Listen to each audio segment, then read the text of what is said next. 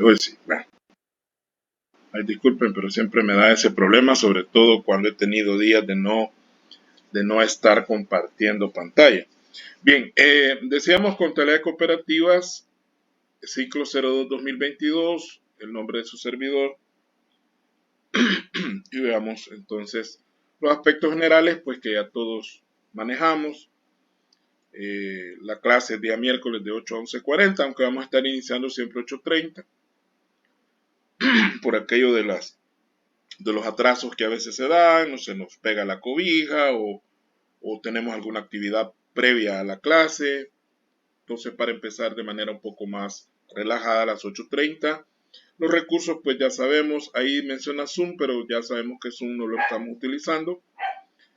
Adobe Scan, no dejen de utilizar Adobe Scan porque a veces pido algunas cosas escaneadas y me las mandan en fotografía normal, y eso, aparte de que a veces la iluminación no es muy buena, es bien difícil estar evaluando a veces con fotos. Entonces hay que escanear. eh, y la aula virtual de Google Classroom, que todos ya, pues creo que la mayoría ya está ahí incluido. La última vez que revisé, pues habían 9 incluidos, me faltaban solo 2. Espero que lo hagan en estos días, ¿no? Me comentaba también, o bueno, nos comentaba el licenciado Ortiz, que es el decano de la facultad, que habían tenido problemas para inscribir, no ustedes, sino ellos en el sistema, para incorporar algunos alumnos, pero parece que ya lo resolvieron. Su cuaderno y un material de apoyo, que es lo que yo les voy a ir enviando conforme vayamos avanzando. Esto creo que está de más, aunque no tanto, ¿verdad? Las clases virtuales, todos sabemos, el día miércoles, eh, se van a proporcionar algunos documentos técnicos y documentos legales, algunas leyes que nos van a servir de base para entender algunos conceptos. Vamos a manejar grupos de trabajo, creo que entiendo yo que van a ser los mismos con los cuales hemos trabajado el ciclo pasado. Y las consultas de siempre a través del WhatsApp, que todos ustedes ya conocen. Y mi correo electrónico, que es saulonoasis@gmail.com. Ahora, yo tengo el correo institucional, se lo voy a compartir también por si acaso alguno pues prefiere usar el otro correo, aunque da lo mismo, ¿no? Ambos correos son Gmail y da lo mismo que usted me comparta algo a través del correo institucional o lo haga a través de mi correo personal. Lo mismo usted, si a usted le resulta más práctico enviarme las cosas a través de su correo personal, pues no hay ningún problema. Lo mismo si lo hacemos a través del correo institucional. La evaluación, pues los 3 parciales y los 3 laboratorios que vamos a ir definiendo en la medida que vayamos avanzando.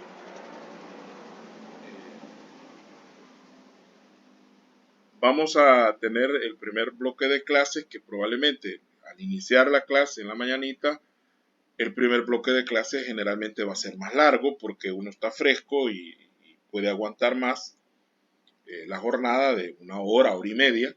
Dependerá también del material que se esté desarrollando. Luego haremos un receso de unos media hora y luego retomaremos ya la parte final, que sería otra sesión, quizás un poco más corta, ¿no? Unos 45 minutos, una hora lo máximo, también dependiendo del material que tengamos disponible. Lo importante es cubrir y avanzar en cuanto al material. No nos vamos a casar con los minutos y segundos, ¿no? Vamos a trabajar en la medida que el material nos vaya dando espacio. Lo ventajoso, pues que la materia ya está planificada totalmente y todo el material ya está listo, ¿no? Así que dependiendo, si nos terminamos un tema, pues, y hay tiempo y todavía hay ganas, entonces le damos al siguiente tema, aunque no lo dejemos completo. Lo importante es ir avanzando. Algo que quiero recomendarles, porque uno en la medida que va trabajando, aunque no los conozco personalmente, pero ya me los puedo, es decir, de alguna manera a cada uno de ustedes ya sé cuáles son sus principales, a menos como alumnos, ¿no? Como personas realmente no los conozco. Pero como he visto el desarrollo de ustedes, el desempeño de ustedes como alumnos, pues ya sé más o menos quién es quién. Y sé que algunos pues están muy asiduos al inicio de la clase, de hecho ingresan a la plataforma antes que yo, y se mantienen durante toda la jornada. Eso es ventajoso porque no se pierde en detalle de todo lo que yo explico. Hay otros que por diferentes razones se conectan solo la mitad de la clase, ya cuando volvemos después del receso ya no aparecen. Eso mismo se daba cuando estábamos en la parte presencial, o sea, habían alumnos que después del receso, o sea, el desayuno que dábamos en la mañana, ya no regresaban después del receso, o se quedaban pajareando por ahí. Esa es cuestión personal.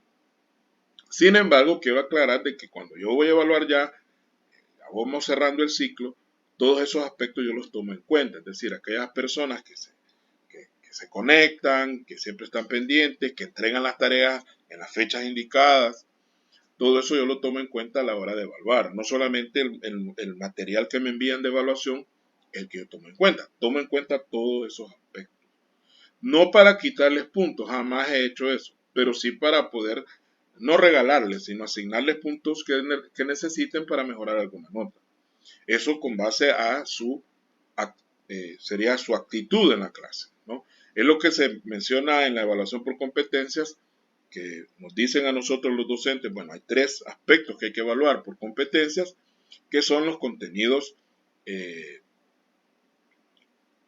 conocimiento mental, si se podría decir de esa manera, o cognitivo, que es lo conceptual, luego la parte procedimental, que es cuando usted ya hace un ejercicio, y la parte actitudinal, que es la actitud que usted muestra frente a la clase. Esos son los 3 aspectos o componentes de las competencias de acuerdo al modelo educativo aplicado en El Salvador por la mayoría de instituciones, que es el modelo constructivista, por competencias o como le quieran llamar. Entonces la parte actitudinal se le da no bastante importancia con relación a las otras dos, pero sí se le da su porcentaje. Es un 20% del total de la nota, es actitudinal. ¿Verdad? Ahora bien, vamos a hablar primero en una primera unidad que la vamos a comenzar a desarrollar primeramente Dios hoy mismo, los aspectos históricos. Quiero decirles que es bastante lo que vamos a ver, pero es importante, es decir, conocer la historia del cooperativismo, cómo surge, desde dónde viene el cooperativismo hasta llegar a nuestros días, nos va a permitir poder entender el por qué el cooperativismo es lo que es actualmente. Entonces, es bastante larguito, pero es importante, ¿no?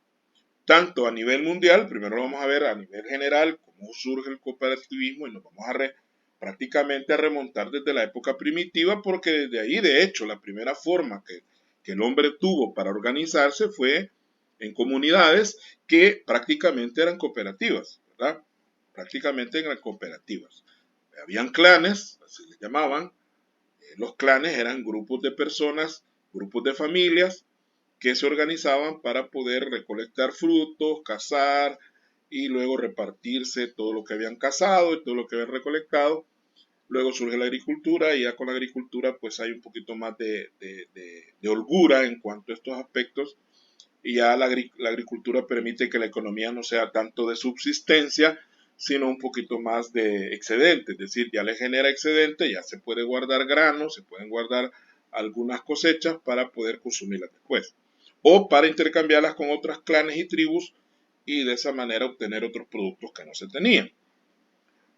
Y luego vamos a hablar de cómo se da el cooperativismo a nivel nacional, que es más reciente, estamos hablando de unos 60 o 70 años máximo, que surge el cooperativismo propiamente dicho en El Salvador, aunque se tienen indicios de cooperativismo desde el inicio del siglo XX. Pero a nivel nacional, ya hablar de cooperativas, estamos hablando de los años 60, ¿no? Finales de los 50, inicios de los años 60.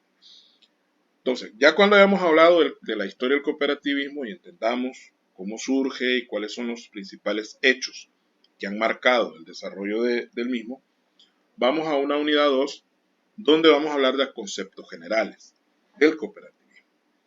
El cooperativismo, al ser una actividad, un modo de vida, les decía yo, no necesariamente una simple actividad, es un estilo de vida. Obviamente no puede dejar de tener principios, hay principios que rigen el cooperativismo Y de esos principios se desprenden algunos valores, ¿verdad? ¿Qué valores son los que se fomentan a través del cooperativismo en la actitud de las personas? Porque para poder ser y llamarse uno cooperativista, no basta con ser miembro de una o más cooperativas, como algunos lo hemos hecho por pura necesidad económica, porque muchos estamos en cooperativas sencillamente porque tuvimos un problema de dinero y necesitábamos prestar dinero y el banco prestaba a tasas un poquito prohibitivas, o probablemente el banco no nos daba chance porque el banco tiende a ser mucho más estricto a la hora de conceder crédito, y nos fuimos a una cooperativa y nos afiliamos como una obligación para poder obtener ese crédito. Entonces, eso no nos vuelve cooperativistas. Somos afiliados de una o más cooperativas, pero el cooperativismo hay que vivir. Y para vivirlo hay que respetar ciertos principios y ciertos valores. Luego de estos principios y valores se desprenden ciertas simbologías, como los dos pinos que aparecen allí en el nuevo tema del grupo de WhatsApp. Ya vamos a explicar qué significan esos dos pinos, el porqué del color de los pinos, el porqué el color del fondo amarillo oro que tienen los pinos, ¿verdad? Que si usted observa hay muchas cooperativas que hacen uso de los dos pinos. De hecho hay una marca de leche que se llama Dos Pinos. Todo viene de lo mismo, ¿no?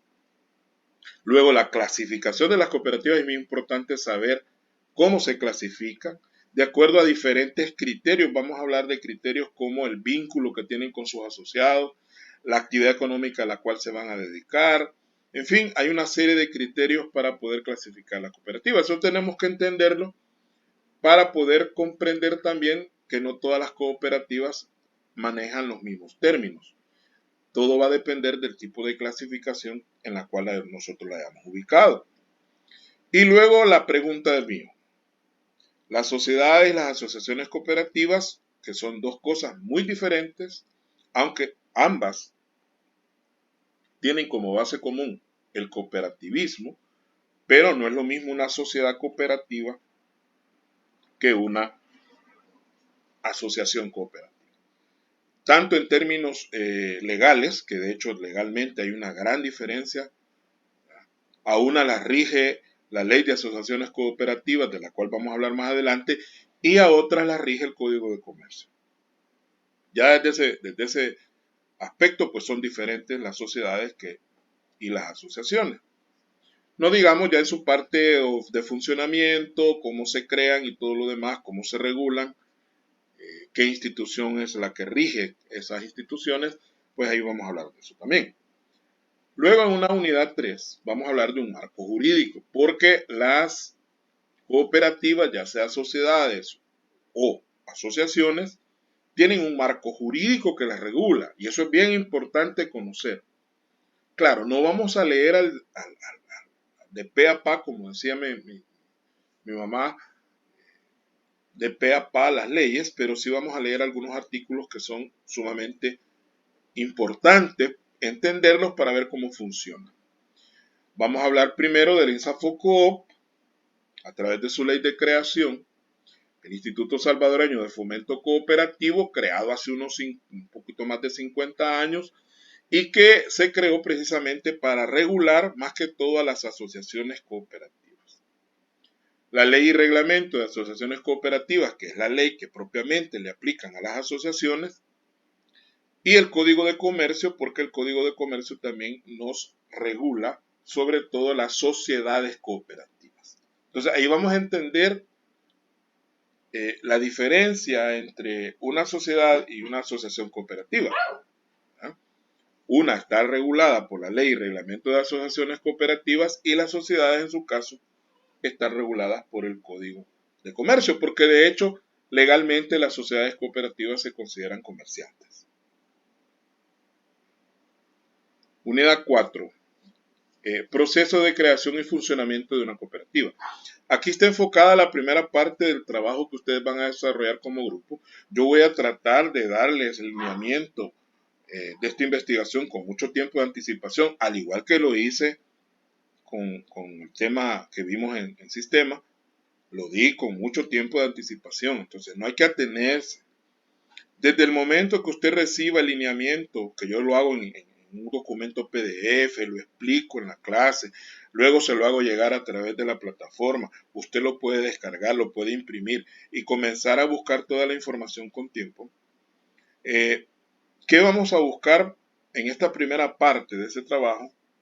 Bueno, ¿qué requisitos tenemos para inscribir una cooperativa? Nosotros queremos, usted tiene que pensar desde ya, como grupo, tienen que empezar a pensar en que ustedes van a crear una cooperativa.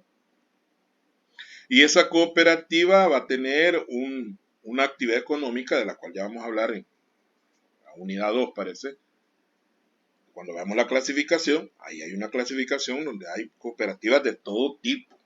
Porque esa es otra cosa. El cooperativismo está presente en casi todas las actividades económicas humanas. Yo me atrevería a decir que no hay una actividad económica donde las cooperativas no estén presentes. Quizás en actividades ilícitas, probablemente no, ¿verdad? Pues no vamos a tener una cooperativa de tráfico de drogas, pero en actividades lícitas creo que casi en todas. Hay cooperativas pesqueras, ganaderas, hay cooperativas financieras, hay cooperativas de vivienda, hay cooperativas educativas, hay cooperativas de profesionales. En fin, usted va a decidir entre una gran gama de cosas de qué tipo de cooperativa quiere usted crear. Entonces, ¿qué requisitos tenemos para inscribir una cooperativa? ¿Cómo se da el funcionamiento de una cooperativa? ¿Cómo funciona? Obviamente ahí hay una serie de organismos que están dentro de la cooperativa, que también ya los hemos mencionado en la parte anterior, en los aspectos legales. Ahí vamos a hablar de esos. Hay un consejo de administración, hay supervisión y vigilancia a través de una junta de vigilancia, el famoso comité de educación, que es algo de ley. Ojo con eso, no es opcional. Todas las cooperativas deben necesariamente tener un comité de educación activo, que esté constantemente organizando diferentes tipos de actividades para fomentar la educación dentro de la misma cooperativa. Ese comité de educación es el que se encarga de organizar, por ejemplo, las capacitaciones para el personal directivo, capacitaciones para los afiliados, fomentar los valores y principios a través de la divulgación que se puede hacer, carteles y publicaciones en internet, etc. Y hay también formatos que son los que se deben llenar para poder presentar el proceso de inscripción ante el INSAFOCOP, por ejemplo. ¿Qué documentos se deben llenar para poder hacer ese proceso? Entonces, así como ya vimos formularios para Hacienda, para el Ministerio de Trabajo, que ustedes los explicaron muy bien en la última clase. Y aquí quiero hacer un paréntesis, no es un regaño, es una observación. Cuando usted busque información en Internet, cerciórese primero que la información esté actualizada.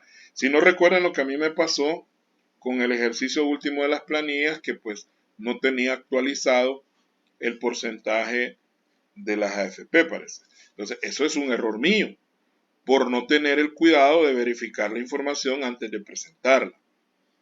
Bien importante eso, que esté actualizada. Y segundo, que sea pertinente, es decir, que sea información de nuestro país, porque hubo un grupo por ahí, no voy a decir cuál obviamente, que me presentó información de otro país. Entonces, tengamos ese cuidado de no confundirnos con la información.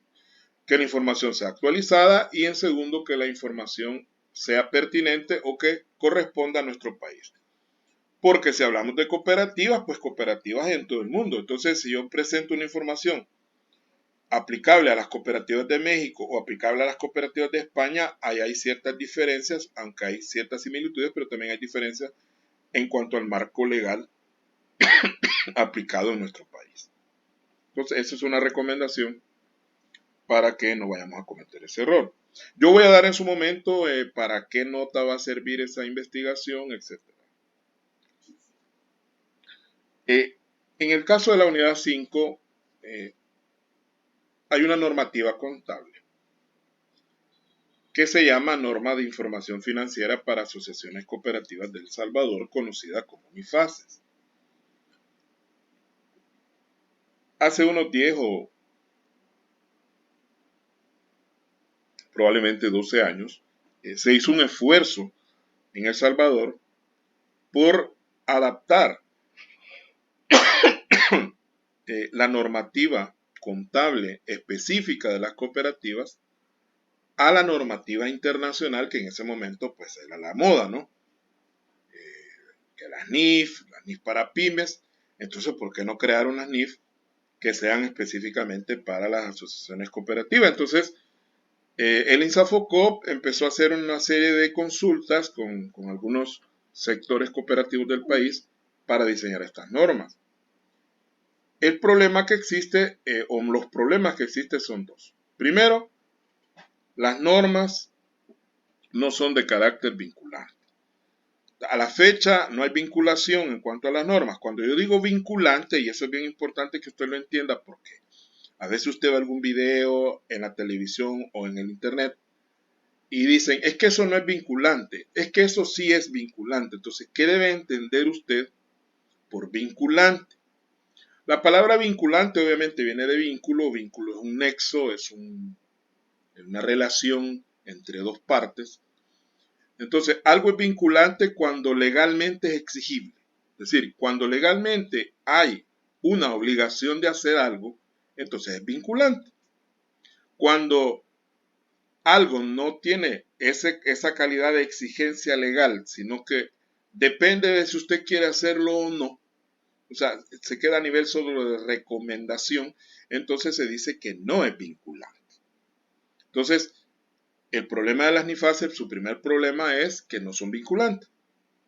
Es decir, no se ha dado esa calidad de vinculante a todas las cooperativas de decirle, bueno, estas son las normas que ustedes tienen que aplicar, sino que lo han dejado a criterio de cada cooperativa aplicarlas o no aplicarlas, ¿no? Entonces, ya desde ese momento la norma no es efectiva porque no es obligación. Ese es el primer problema. El segundo problema es la forma en que las NIFAS están diseñadas, y es que no se trabajó en crear normas propiamente creadas a partir de la experiencia de las cooperativas, sino que se hizo al revés, sino que se tomaron las NIF para pymes más que todo, las NIF para pymes, y lo que se hizo fue dizque adaptar, entre comillas, las NIF para pymes a las NIF para las cooperativas. Pero si usted analiza y empieza a ver las NIFASes, se empieza a dar cuenta de que lo único que hacen es cambiarle algunas cositas, ¿verdad? Por ejemplo, en la NIF para pymes dice la entidad deberá, ¿verdad? La entidad, usted si las ha leído, creo que sí, menciona mucho el término entidad para referirse a una empresa, a una institución de gobierno o cualquier otra que lo vaya a aplicar la norma. En este caso cambian la palabra entidad por la cooperativa, la asociación cooperativa. Entonces eso no tiene, o sea, que cambiarle una palabra por otra, eso no es una adaptación de norma. Entonces, las NIFASes no tienen mucha aplicabilidad por esas dos razones. Primero, porque no son vinculantes, y segundo, porque la forma en que se hicieron fue como que cuando usted agarra el trabajo de un compañero y solo le cambia su nombre en la portada. Prácticamente eso es lo que han hecho. No hay normas que sean realmente aplicables así, que se han creado desde cero para poder aplicarlas en las cooperativas. Simplemente lo que se ha hecho es cambiar los nombrecitos, y de esa manera cree que ya es una norma específica para las asociaciones cooperativas. Y yo creo que ahí el proceso estuvo totalmente equivocado. Pero esa es mi opinión. Luego el sistema contable, ¿verdad? Que sería la segunda parte del trabajo. La primera parte son la parte del funcionamiento que hablamos. Y también incluiría un sistema contable que sería, pues, cómo se legaliza el sistema. No se legaliza igual que un sistema de una empresa privada. La legalización se tiene que hacer ante INSAFOCOP, y el INSAFOCOP da ciertos lineamientos para poder crear ese sistema. ¿Cómo está estructurado? Eso implica toda la parte introductoria del sistema, y luego la última parte que está en el punto 3, que sería el catálogo de cuentas y el manual de aplicación. Entonces, esta sería como la segunda parte de la investigación que usted va a hacer. Pero también vamos a desarrollar un caso práctico en clase sobre una cooperativa. En este momento, pues no he decidido yo qué tipo de cooperativa puede ser. entiendo que la mayoría de cooperativas que hay en el sector, en El Salvador en general, son cooperativas financieras, pero también hay cooperativas ganaderas, hay caficultoras, hay de todo tipo. Entonces, en su momento les voy a decir, bueno, vamos a ver un caso de, por ejemplo, una cooperativa avícola, una cooperativa pesquera, que también en este caso, pues para eso se lleva contabilidad agrícola y ganadera, donde se ven estos aspectos, pero aquí se retoman, pero dándole énfasis a la parte cooperativa como tal, es decir, cómo manejar, por ejemplo, las aportaciones de los afiliados, cómo las registramos, cómo registrar los excedentes, cómo se elaboran los estados financieros de una cooperativa. Hay ciertas diferencias en cuanto a una empresa privada. Entonces, es importante que conozcamos, al menos de manera muy básica, cómo funciona el sistema contable de una cooperativa. Y por ahí vamos a meter también algunos otros temas como los factores de conversión. Me interesa mucho, no solo como parte de la cooperativa, si la cooperativa es ganadera, pesquera o es de caña, de azúcar o de café, algunas de estas medidas hay que utilizarlas. Estamos hablando de medidas de cantidad, medidas de peso, medidas de capacidad, medidas de superficie. Por ejemplo, en la parte agrícola se menciona lo que es la vara cuadrada, se menciona también las hectáreas. ¿Qué es una hectárea? Bueno, una hectárea es una superficie de 10.000 metros cuadrados, o sea, 100 metros de largo por 100 metros de ancho, que es más o menos lo que mide un poquito más grande que una cancha de fútbol. Pero también se menciona en nuestro país la medida de la manzana, que es una medida parecida a la hectárea, pero que son 10.000 varas cuadradas. Entonces son cosas que hay que manejar y que a usted le van a servir no solamente en esta materia, sino que le van a servir en otras materias y, lo más importante, le van a servir en su vida, que eso es lo más importante. Le van a servir en su vida porque las medidas están presentes en todas las actividades que nosotros desarrollamos. No saber qué es una pulgada, qué diferencia hay entre una pulgada y un centímetro y otro tipo de cosas, es bien, nos puede evitar cometer errores que al final esos errores se pueden convertir en dinero. Eso es lo más delicado. Y hasta ahí terminamos con el programa.